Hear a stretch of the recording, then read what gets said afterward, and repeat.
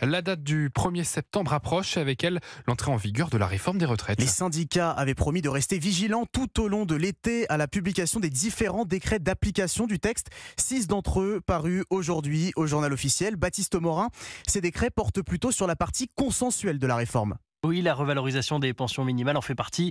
La mesure avait fait polémique par manque de clarté. Les décrets indiquent que la pension minimale sera revalorisée de 100 € par mois pour quelques 200 000 nouveaux retraités chaque année. Pour les petites pensions actuelles, une revalorisation est aussi prévue, mais ne sera versée que d'ici au printemps 2024 avec un effet rétroactif au 1er septembre de cette année. Autre mesure consensuelle concernée par ces décrets, le cumul emploi-retraite et la retraite progressive. Les retraités qui souhaitent continuer à travailler pourront demander une seconde pension en quelque sorte.